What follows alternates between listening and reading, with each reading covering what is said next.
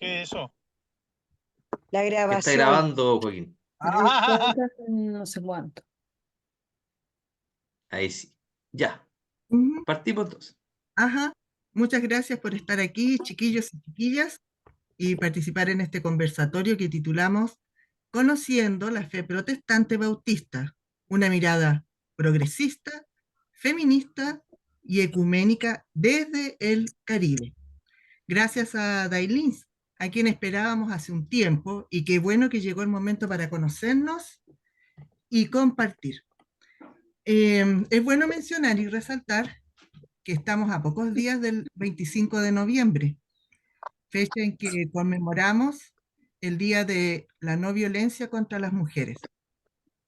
Violencia que sabemos se ejerce y permanece en muchos lugares, instituciones, hogares, organizaciones, iglesias, religiones, etcétera.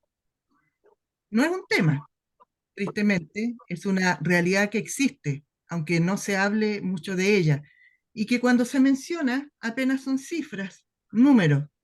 Por ejemplo, en nuestro país han muerto 40 mujeres víctimas de feminicidio, y sin embargo, la mayoría no sabemos sus nombres, sus historias. Son NN, 40 mujeres menos, y la vida sigue igual. Tenemos un montón de preguntas que surgieron de nuestra comunidad para este conversatorio, porque desconocemos mucho de otras experiencias de fe y precisamente eso es lo que nos animó a realizar este tipo de encuentros, para conocer cómo viven la fe, la práctica cristiana otras personas, otras comunidades, en otros lugares. Las preguntas que hacemos no pretenden ser un cuestionario, un interrogatorio. No somos de la Inquisición, sino que quieren ser una pauta, una orientación, una guía que facilite la conversación, el encuentro. ¿Quién es Dailins? Dailins Rufín Pardo es una biblista y teóloga cubana. Sirve como profesora titular en el Seminario Evangélico de Teología de Matanzas y en el Instituto de Ciencias de la Religión de La Habana. Comparte sus labores académicas sirviendo como especialista en el Centro Óscar Arnulfo Romero de Cuba y como pastora de la comunidad cristiana bautista La Sagrada Familia. Su caminada en todos los espacios ha estado marcada por un profundo compromiso con la equidad de género, el diálogo interreligioso, la lectura liberadora de la Biblia y la relación de las y los creyentes en la casa común. Aquí está con nosotros entonces Dain Lins, a quien le damos la bienvenida, y Gloria iniciará con las preguntas. Bienvenida, Dailins. Bueno, como decía Lina, las preguntas son como de pauta nomás y de motivación, digamos, para abrir la conversación contigo.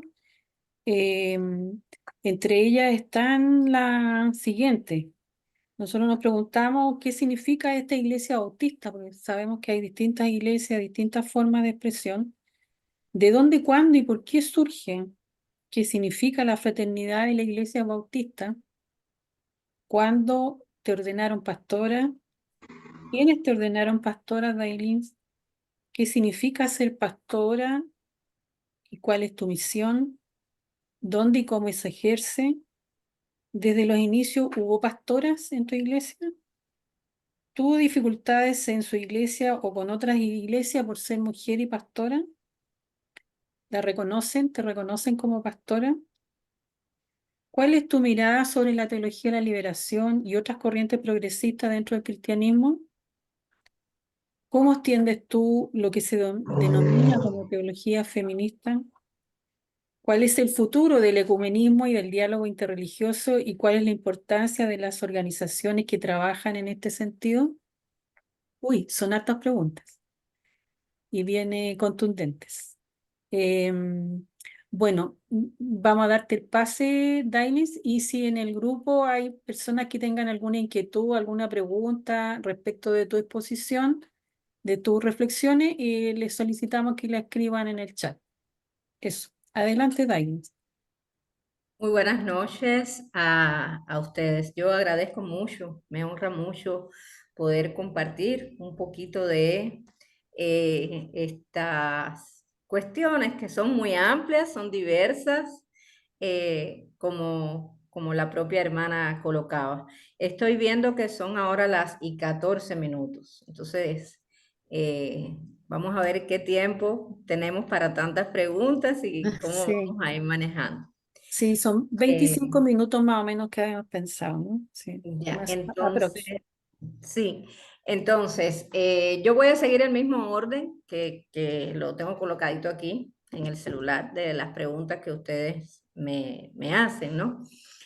Eh, Primero, ¿qué son los bautistas? Bueno, es otra de las corrientes, ¿no?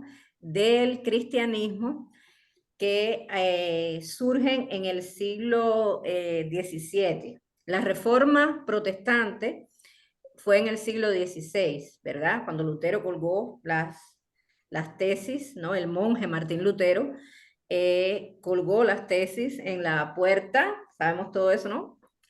Y de ahí eh, hubo un movimiento de reforma que se acentuó. No me gusta decir que ahí surgió, porque evidentemente ya eso venía caminando, ¿no? Había preguntas que personas de la fe en ese momento, católico-romana, todos, se estaban haciendo y realmente mi opinión siempre es, y no es algo que yo me hice por mí misma, sino por el recorrido, los estudios, las cosas que uno ha recibido, mi opinión siempre es la que prima en mí sobre el movimiento protestante, es que en verdad lo que querían era exactamente reformar su fe, no crear otra línea. Lo que pasa es que muchas veces cuando humanamente eh, llega un desencuentro en cualquier tipo de diálogo, evidentemente las separaciones ocurren, ¿no?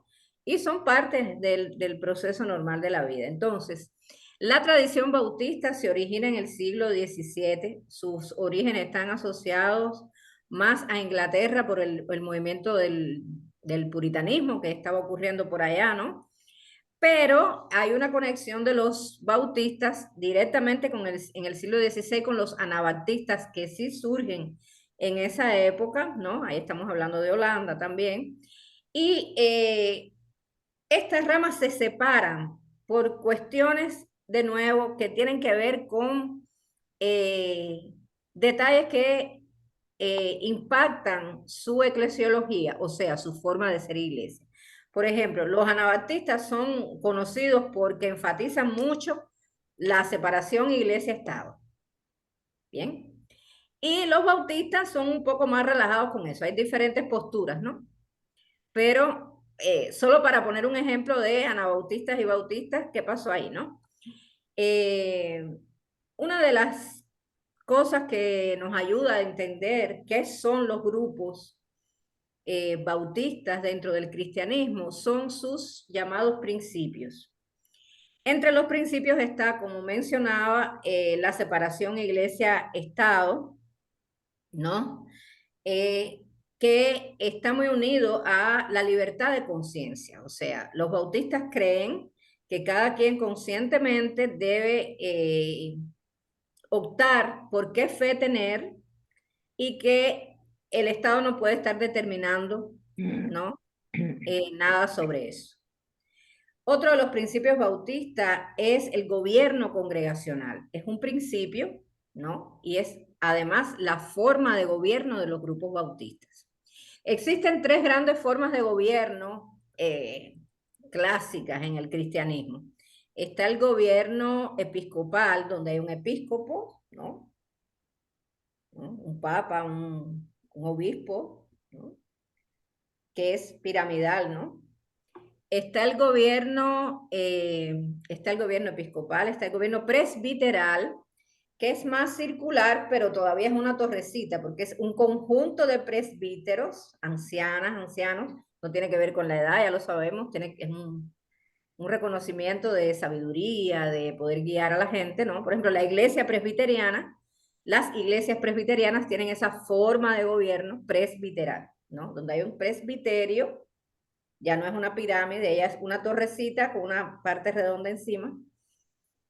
Y la forma de gobierno de los grupos bautistas es congregacional. Y yo confieso que eso es una de las cosas que más a mí me gusta de los bautistas, porque es el pueblo quien decide, es la congregación quien decide, es de abajo para arriba. Bien. Otro de los principios bautistas son el bautismo de creyentes adultos. Eso está muy unido, todos están entrelazados, ¿no? A la libertad de conciencia, ¿no? Porque creen que toda persona es capaz de escoger nacer de nuevo cuando Dios toca su vida. Y que eso es un proceso que tiene otra vez que ver con la conciencia, y por eso no hay bautismo de infantes en la iglesia bautista. Está también un principio que es reformado, completo, que es el de la sola escritura, que coloca la Biblia al centro, ¿no? El centro de el culto, de la celebración de fe bautista es la palabra, ¿no? Y se cree que la palabra es la regla de fe, la guía, la práctica, y que las enseñanzas que todos y todas las personas debemos seguir tienen que tener un eco en la Biblia. Otro principio distintivo de las iglesias bautistas, de los grupos bautistas, es lo referente a la cuestión de la Cena del Señor, la Santa Cena, porque para las iglesias bautistas no es un sacramento, es un memorial, ¿no? Las iglesias bautistas no creen en la transustanciación de los elementos.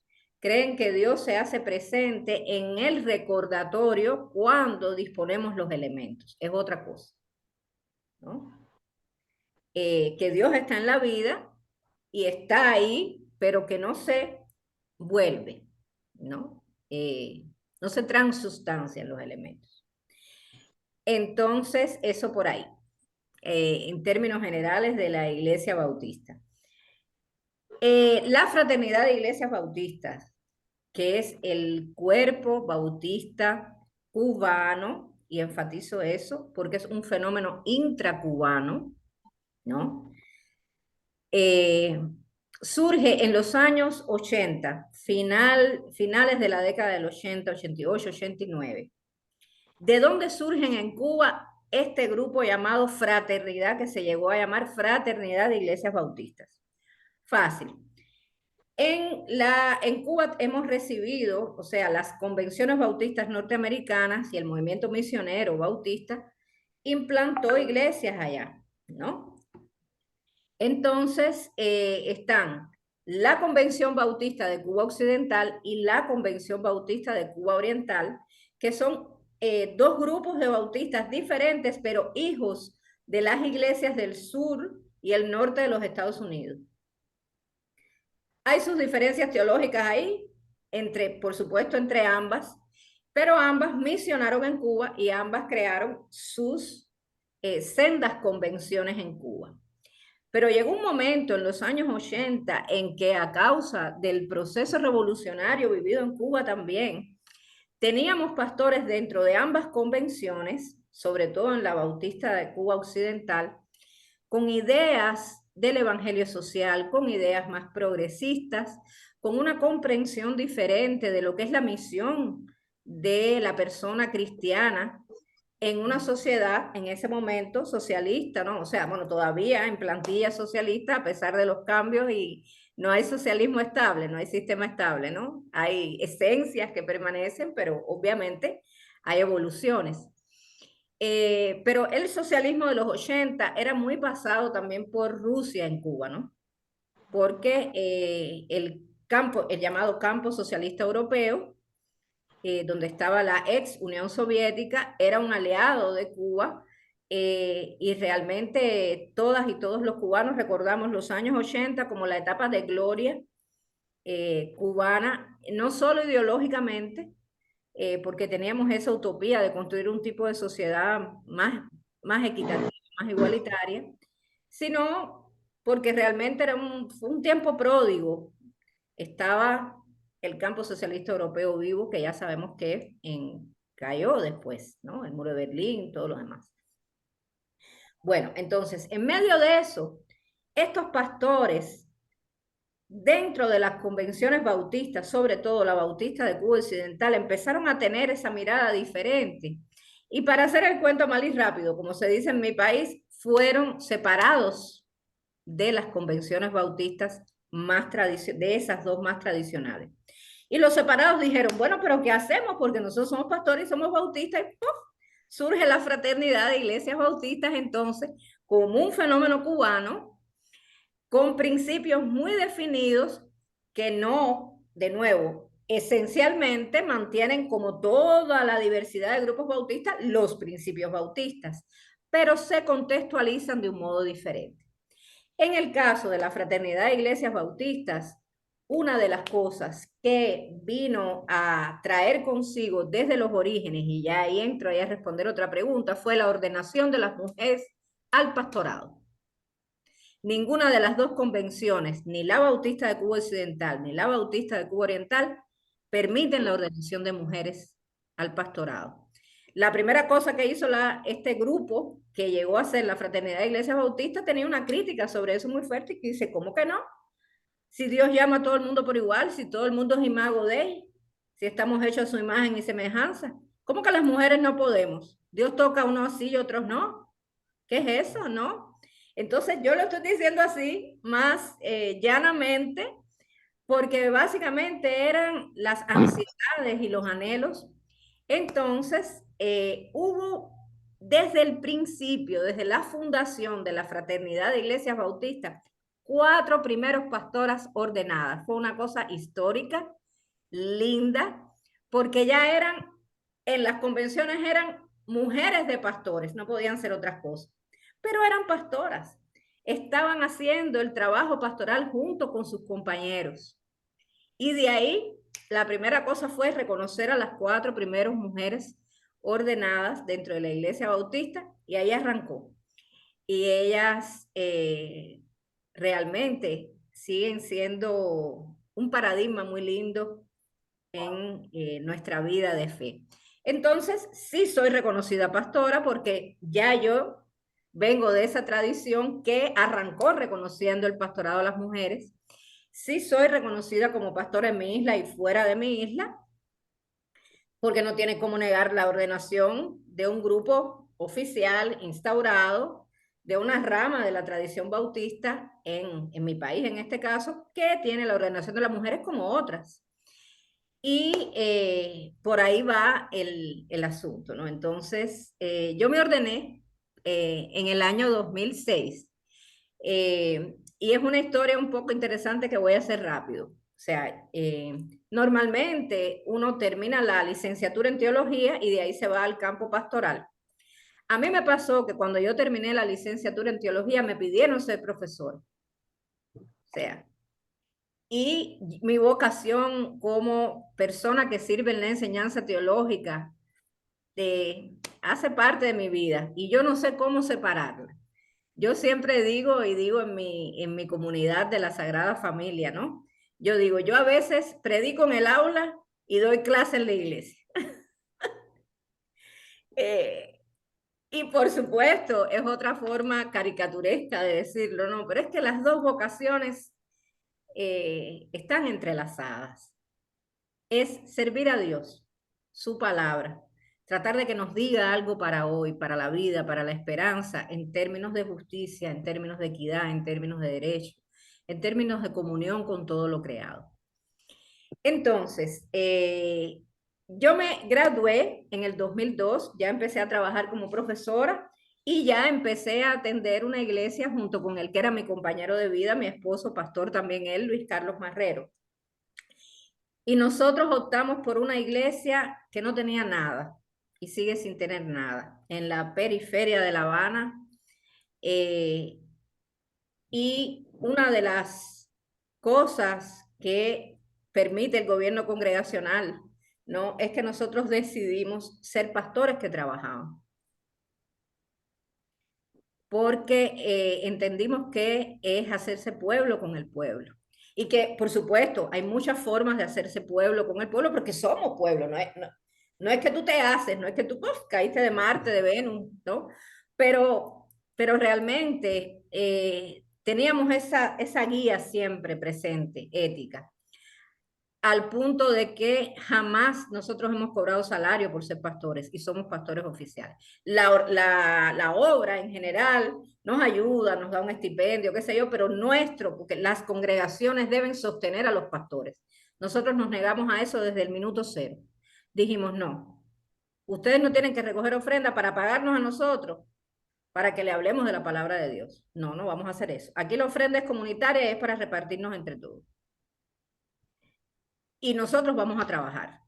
Entonces, tanto el que era mi esposo como yo, mi ex esposo como yo, hemos servido como pastores desde el 2002 en esa comunidad, sin que la comunidad nos tenga que dar un centavo, y teniendo en el contexto cubano 2 y 3 trabajos que gracias a Dios hemos tenido fuerza y oportunidad de ser profesores ambos en los 2 institutos, de trabajar en Romero, y la vida sigue, gente, porque Dios no falta. Y tenemos muchas bendiciones de Dios siempre. Entonces, de ahí, yo que siempre he sido así inquieta teológicamente, dije, no, pero aquí el que ordena es Dios, aquí no tiene que, nadie tiene que ponerte una mano en la cabeza para tú ser escogida, porque aquí escoge Dios. Punto. Y entonces yo me gradué en el 2002, empecé a trabajar como pastora en el 2002, pero hasta el 2006 yo no me ordené. Cuando yo misma me fui convenciendo teológicamente de que yo tenía un punto ahí que decir. ¿Y saben cuál fue el punto teológico de viraje en eso? Un pastor, me pasó como con el bautizo, porque yo me había bautizado, yo soy una persona con una profunda, yo vengo de la tradición católico-romana, yo soy profundamente mariana, lo sabe todo el mundo, profundamente mariana. Y aquí yo tengo mi Virgen de Aparecida, yo me voy a misa, esa es la base de mi fe. Pero yo sirvo en la iglesia bautista con mucho amor, con mucho cariño, con mucha afiliación a los principios de esa tradición, pero con María. Y yo sé que es un caso diferente, de pronto. Una vez uno de los nuncios apostólicos que tuvimos en Cuba me dijo, tú eres la síntesis que necesitamos. Y me hizo mucha gracia, porque era un querido, así, una persona muy linda ese nuncio. Todos, ¿no? Pero a ese fue con el que estuve más cercana a mí. Entonces, de ahí yo me ordené en el año 2006 porque precisamente uno de los pastores muy queridos de mi obra, Francisco Rodés, que fue mi pastor, me dijo, la comunidad necesita, me dijo, eso no tiene que ver, Dios te escoge y cuando Dios escoge, ni aunque los demás digan que no, en eso tú tienes razón, pero es un acto comunitario porque es un acto litúrgico, ¿ven? Y es la oportunidad de que tú veas que tu cuerpo pastoral te bendice y te encamina. Ahí ya había un punto, ¿no? Entonces de ahí ya yo me ordené un 29 de mayo del 2006. Y el que era mi esposo, que era mi compañero, es hasta hoy mi compañero de pastorado, no es mi compañero de la vida, pero es mi compañero de pastorado y muchas otras cosas, se ordenó después que yo, por un criterio feminista. Él dijo, este mundo sigue siendo muy patriarcal y si los dos nos ordenamos, me van a ver más a mí como el pastor que a ti que eres la mujer, porque por mucho que uno trabaje, eso está internalizado. Por lo tanto, usted se ordena primero.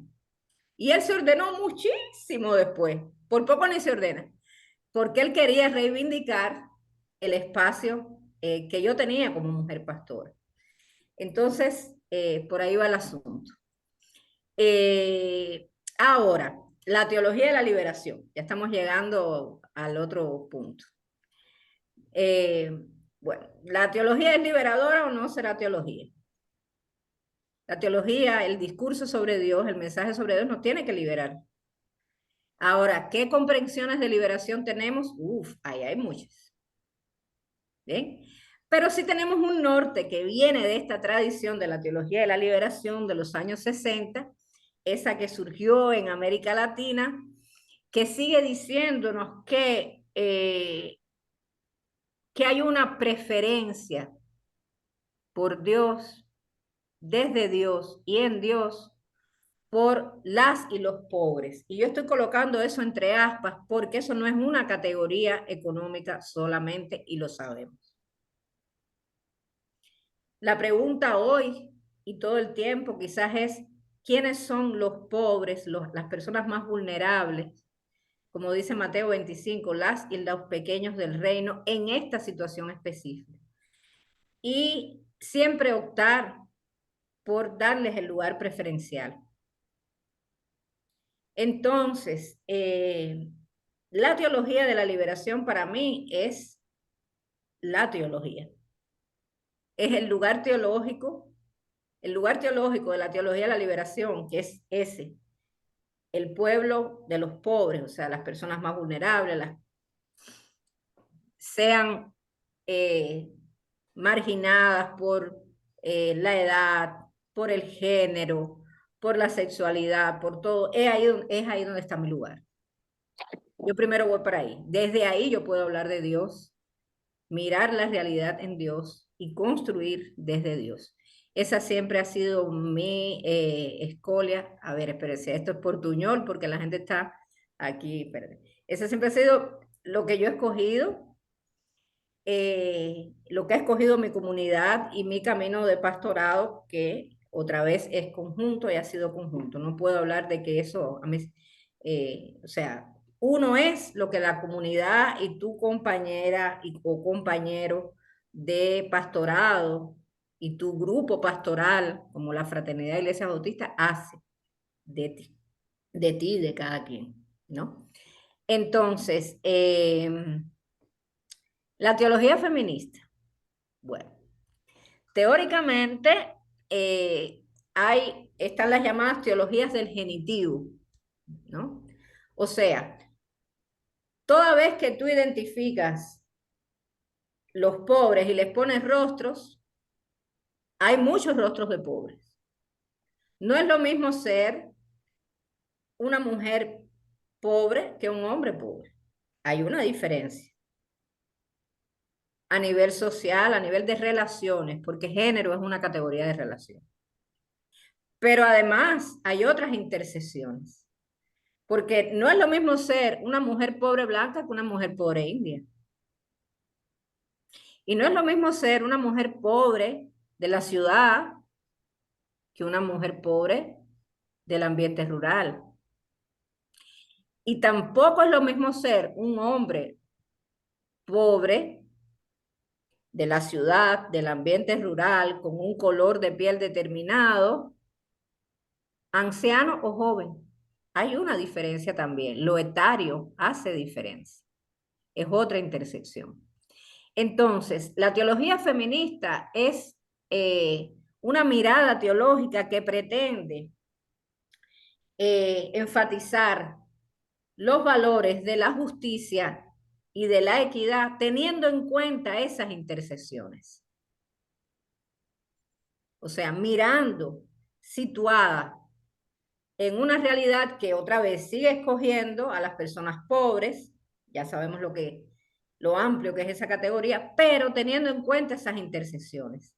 Y entonces se intenta hablar de Dios justamente y hacer justicia, o sea, encaminar la labor social de la iglesia, con una mirada de derechos también, que es muy importante dentro de la teología feminista, desde ese lugar situado en la vida, con sus intersecciones. Las intersecciones son indispensables a la hora de elaborar y desplegar no solo la praxis feminista, sino de nuevo la propia teología, el propio discurso de Dios desde la mirada feminista.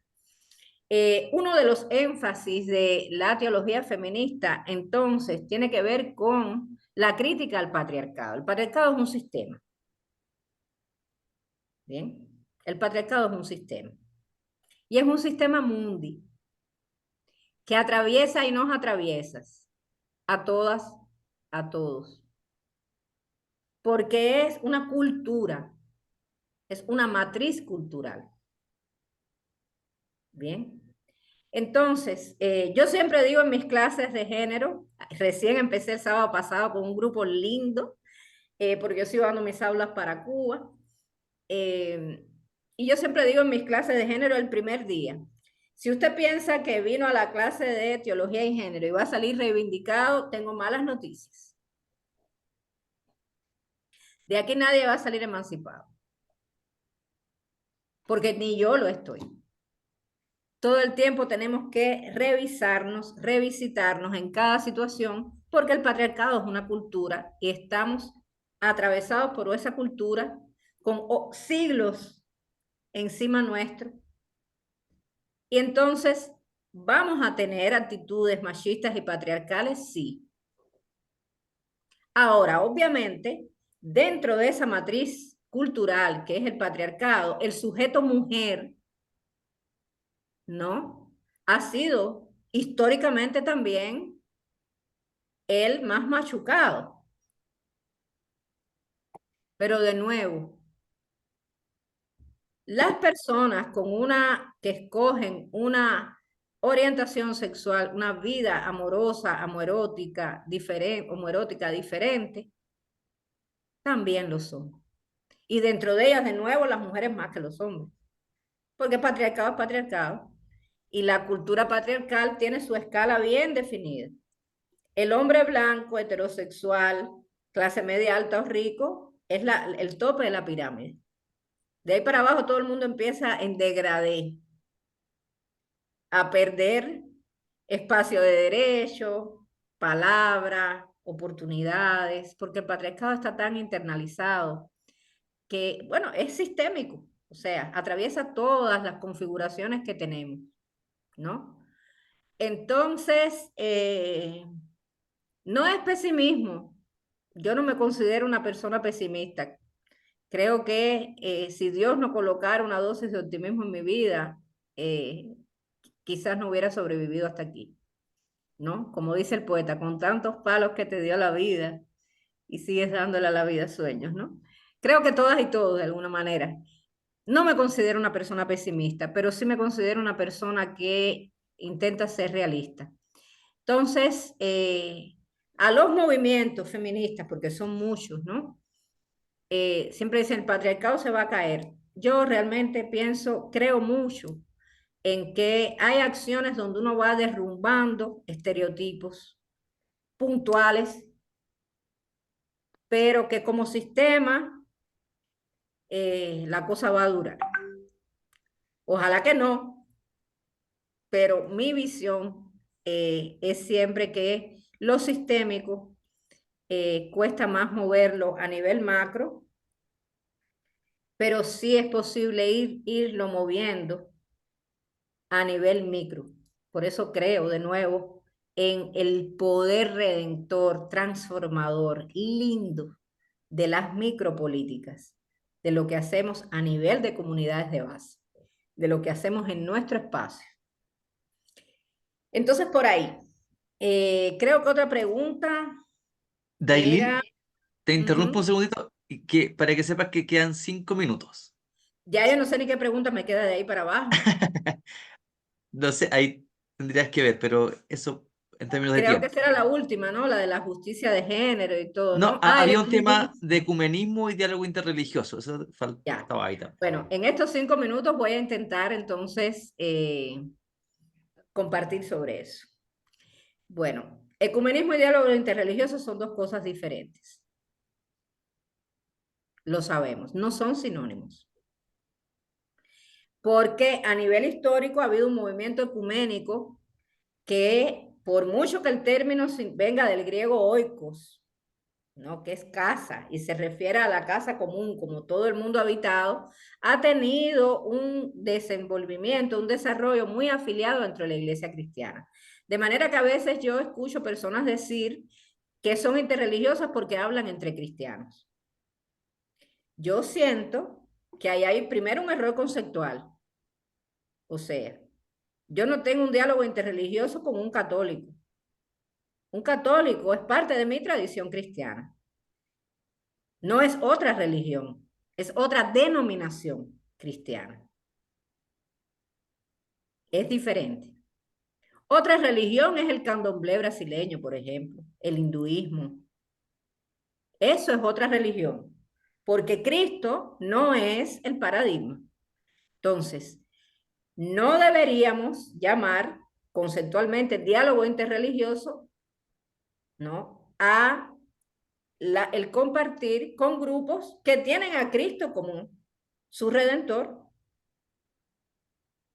Todo el mundo que tiene a Cristo como su redentor es cristiano.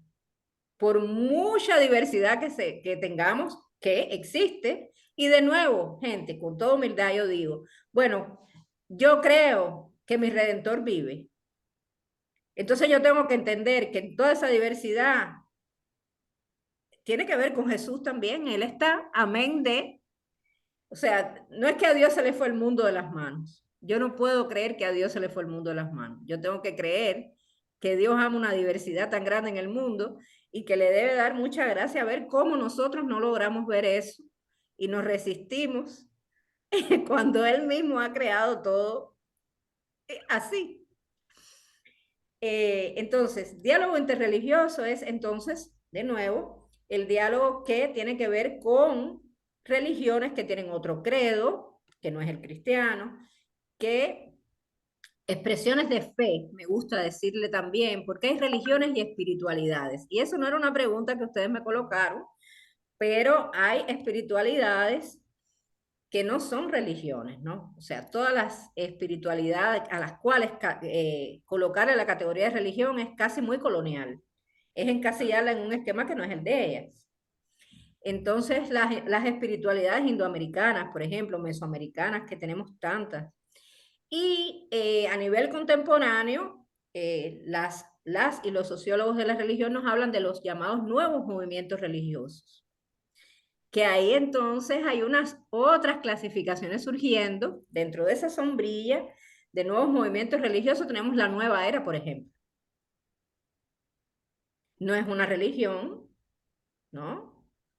No se puede llamar que es una religión, no es una espiritualidad porque hay un conjunto de espiritualidades que confluyen ahí, pero es un nuevo movimiento religioso, es algo, es otra manera de religarse, ¿no? Religión es de religare en latín, de estar ligado con lo divino. Entonces por ahí yo voy encerrando aquí, creo que me ajuste al tiempo y abrimos entonces ya lo poquito que queda para las preguntas. Bueno, agradecer la exposición súper clara y súper didáctica de Dailin, a nombre de la comunidad José Aldunate, comunidad cristiana de base José Aldunate, y además de todos los hermanos y hermanas que están acá en este Zoom de otras comunidades cristianas de base, incluso que no son de ninguna comunidad cristiana de base, que han llegado acá por la difusión que hemos hecho. Habíamos dicho que algunas preguntas por escrito por el Zoom, el chat del Zoom. Hay una solicitud por palabra, pero la vamos a dejar para el final, para que leer primero para seguir las reglas que nos autodimos. Voy a leer primero todas las preguntas del Zoom juntas y ahí doy la palabra a Mirena para que comente su pregunta, cosa de juntarlas todas y que ahí Dailin pueda comentarlas de a una, ¿ya? O sea, todas juntas, perdón. Una pregunta que está acá de Joaco, dice: ¿cuál es la mirada de, bueno, de ella, se entiende, de tu comunidad, dice, ante el tema de la diversidad sexual? Esa es una pregunta que aparece. Gloria dice: ¿cómo caracterizas a las comunidades cristianas de base? ¿Cómo caracterizarlas? Ariel dice: ¿cuál es la influencia de la teología negra en la teología de los bautistas cubanos? teología de la liberación negra, ¿no es cierto? Que también en algún Zoom que tuvimos antes también se mencionó esta teología de la liberación de James Cone, ¿cierto? Entiendo que es el mismo. Hasta ahí tenemos de preguntas en el chat. Tenemos las 3 preguntitas y Mirena había pedido la palabra para hacer su consulta en voz alta. Así que dejo la palabra ahí para un minutito para Mirena. ¿La hago inmediatamente? Sí, para que se junten las todas. Ok. Bueno, yo he visitado a La Habana por lo menos unas 4 o 5 veces. En una de ellas estuve misionando en una parroquia en La Habana. Y me impactó mucho la forma en que nuestra iglesia, la católica, funcionaba, porque podíamos hacer todo dentro del templo. No podíamos poner ni un pie afuera. Habían como ciertas normas súper estrictas que nos habían dicho. No podíamos ir casa por casa, teníamos que esperar que la gente viniera. Pero dentro de todas esas cosas, teníamos que hacer un cierta trabajo con el cardenal de La Habana, ¿ya? Y fue imposible pedirle hora. Aquí uno puede hablar con el cardenal de Chile, pero a nosotros nos costó mucho y él nos solicitó y nos dijo, después que yo celebre una misa, hablo con ustedes. Y nos atendió después de la misa, hacían chiquillos 45 grados y él estaba vestido absolutamente, yo no sé cómo ese señor no se deshidrataba, ya con una formalidad de cardenal impresionante. Pero mi choque cultural fue muy fuerte porque cuando nos saluda, él estira la mano, yo le doy la mano y siento que eso no es un dado de mano, era besar anillo. Y créanme que me impactó mucho, ¿ya? Me impactó mucho y hice algo que se parecía a un beso de anillo en realidad, pero traté de hacerle el quite, ¿ya? Quedé muy traumada por eso además, ¿ya? Sentí que estaba ante una iglesia católica que era muy de derecha. Y después haciendo estudios, nos dimos cuenta que las iglesias que están en países de izquierda en general se desarrollan en sentido contrario políticamente, ¿ya? Se van mal derechizando como una forma de reaccionar ante el ambiente. ¿A tu iglesia le pasa lo mismo o somos nosotros los desubicados católicos que solemos tener esa reacción? ¿O hay una reacción contraria a la política del lugar de parte de los bautistas también? ¿Cómo reaccionan ustedes a la política del lugar? Esa es mi pregunta. Bueno, voy a tratar de responderlas todas. La diversidad sexual la aceptamos, la voy a aceptar siempre. Yo no soy Dios para juzgar a nadie. Dios es amor y cada quien responsablemente tiene que dar cuentas del amor en que vive. Yo respeto mucho el ser humano que es cada quien, porque siempre digo, si hemos llegado todas y todos hasta donde llegamos es porque mucho se nos ha tenido que perdonar, porque aquí todo el mundo es pecador, de una manera u otra.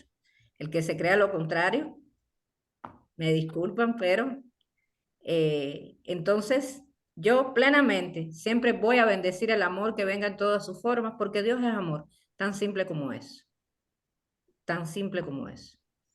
Incluso dentro de nuestra denominación hubo un debate sobre eso, porque otra vez, como tenemos gobierno congregacional, a nadie le pueden, o sea, cada congregación decide lo que va a hacer con eso. Y hace poco nosotros aprobamos en Cuba un código de las familias que permite el matrimonio igualitario, ¿no? Pero, de nuevo, cada iglesia bautista, en este caso, decide si lo quiere hacer o no, porque tenemos separación iglesia-estado.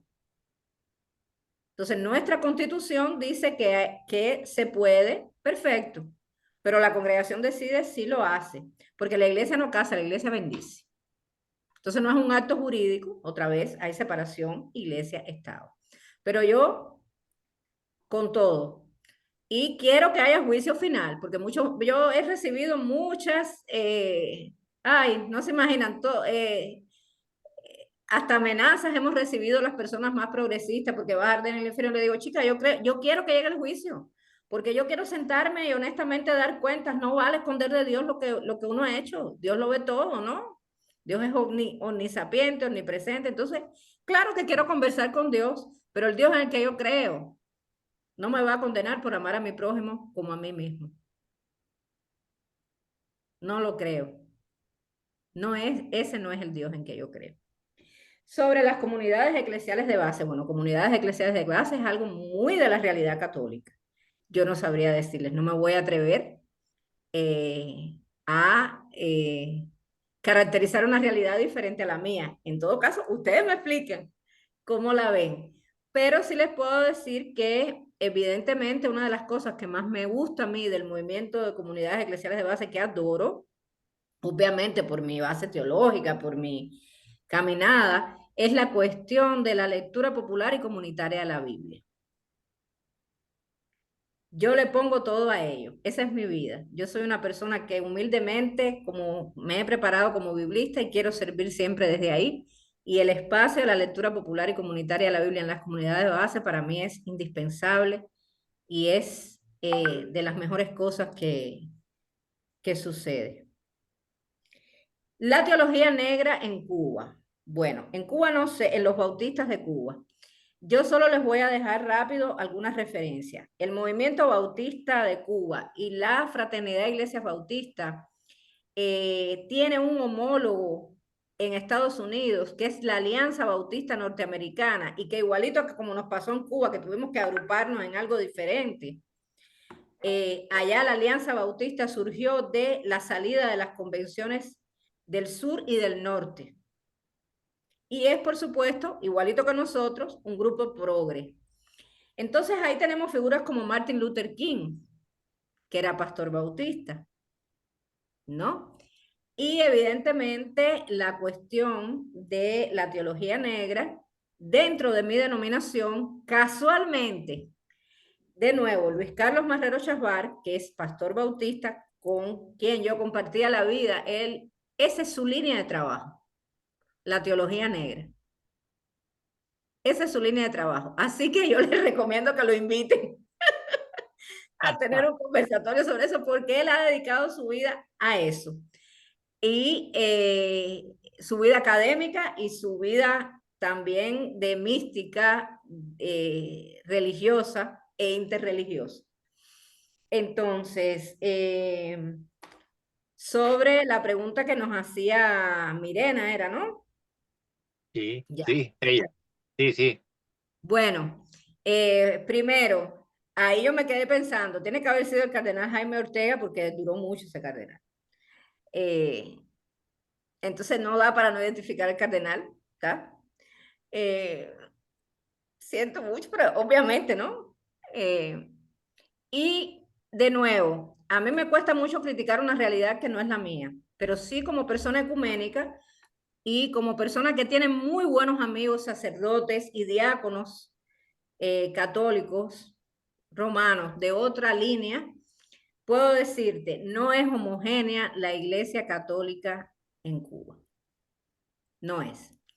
Sí hay algunos que se han movido mucho, que hasta casi preconciliares, quieren andar con sotana el día entero. Los novísimos están estudiando para sacerdotes y les ha dado por eso, ¿no?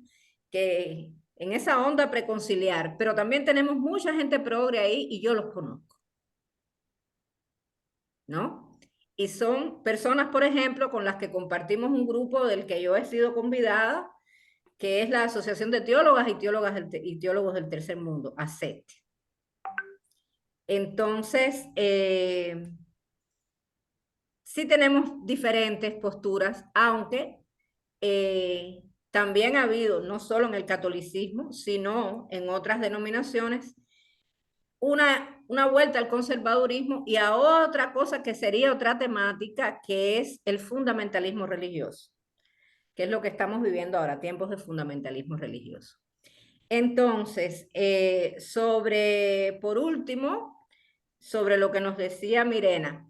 Mira, mi denominación bautista tiene una mirada peyorativa a nivel social. Nosotros somos los comunistas, los cristianos comunistas de Cuba somos nosotros. Con eso te lo digo todo. O sea, como nosotros surgimos en ese contexto que ya les expliqué, diciendo, no, imagínate que el que era mi pastor, Francisco Rodés, en los años 80, tenía un sello de Lenin y trabajaba y era pastor. Entonces a nosotros, precisamente a la Fraternidad de Iglesia Bautista, nos han asociado con la ideología de izquierda al punto de ser catalogados solo así y mucho así peyorativamente también. Entonces, ¿qué yo podría decirte?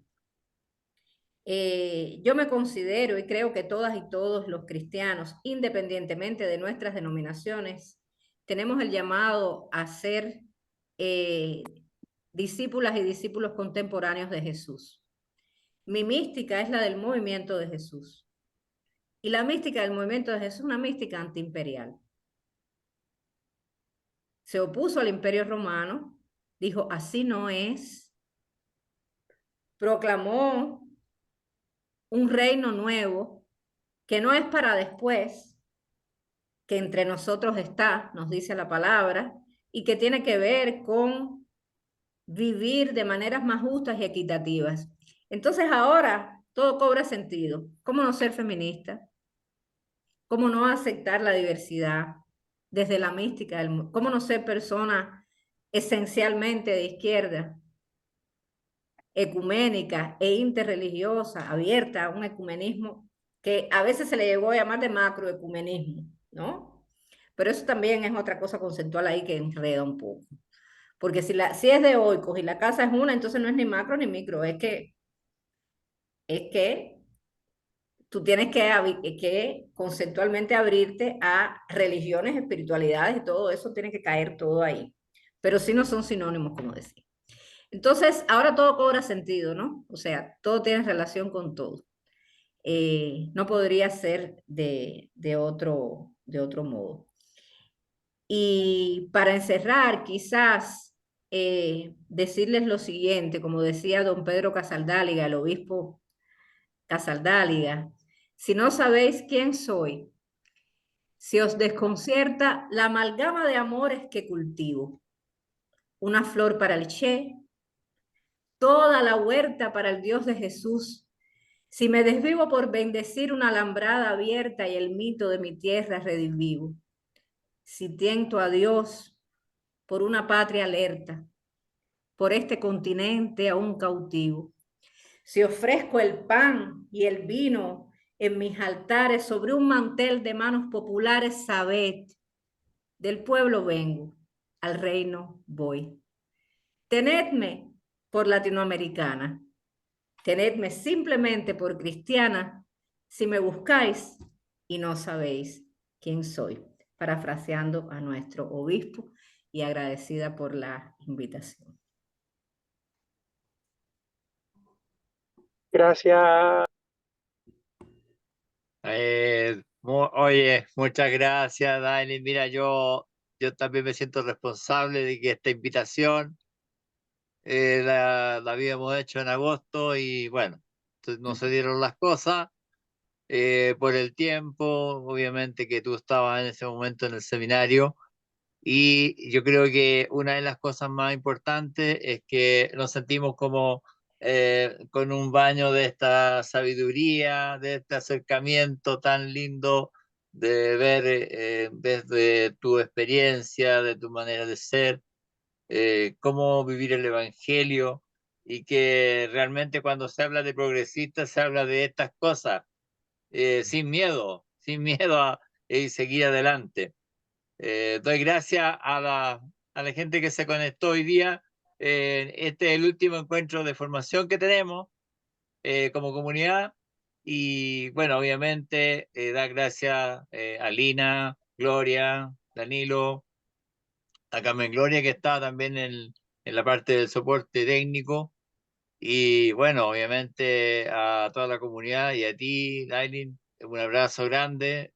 Somos parte de esta familia que estamos unidos por Romero, que nos hemos encontrado ya en Colombia y bueno, obviamente somos primos de apellido y primos de caminada. de religiones, como decían, ya no de religiones, sino que también de creencias de comunitarias, cómo vivir el Evangelio en América Latina, con esa audacia que decía también Pedro Casaldáriga. Oye, un abrazo grande. Y bueno, como tú dices que eres tan creyente de la Virgen en este mes de la Virgen, que estamos rezando acá en Chile, también nos bendiga y nos deje llegar bien a nuestros hogares. Muchas gracias por todo, un abrazo y bueno, será hasta otra ocasión. Y el amigo Ariel que quería el nombre de Carlos, bueno, obviamente yo tengo los contactos de él, así que cualquier cosa podemos hablar en forma interna. Un abrazo grande. Gracias por conectarse hoy día. Un Muchas abrazo. gracias. Gracias, Dailin. Gracias, Gracias. Dailin. Gracias a todos. Sasha, muchas Gracias, gracias. maravilloso. Gracias. Gracias, se pasó. Bendiga, Rita. Que esté bien. Bueno. Gusto. Bendiciones, gracias. Sí, Chao. Chao. Chao, gracias. Chao, chao, que estén bien. Gracias a todos y a todas. Chao. Muchas Gracias, gracias. Dailin. Gracias por todo. Maravillosa la exposición. Muy alto nivel. Muchas gracias. Gracias. Aplausos. Gracias. Véngase a Chile. Pregunta también. Gracias por la Estamos pregunta. cerca ahora. Sí, Estamos quiero una cerca. pastora así. A mí me Vamos, impacta María. verte vestida así, me impacta tu ropa. Ah, claro. Ninguna católica podemos usar tu ropa. Ya, por eso yo la uso. Es a propósito, para equiparar los símbolos. No es para erigirme por encima de nada, es para entender que todas tenemos derecho. Muy bien, qué valiente, qué bueno, muy lindo. Eso, Chao y a lo que más todos. lindo que no Gracias, vivir, Dailin. sino trabajar. Qué lindo. Gracias. Gracias. No me quiero ir. Quiero quedar. Hola, Mandita. Quiero Hola, quedarme. Rufi, ¿cómo estás? Gracias, pastora, muchas gracias. Gracias, un placer. Soy yo la que agradece. de No, verdad. de corazón, de corazón. Muchas gracias. Gracias. Chao, muy buenas noches. Chao, Buenas noches. chao, que estén bien. Chao. Chao, gracias. Chao, chao, chao. Saludos. Ahora nos Gracias vamos por la después. invitación.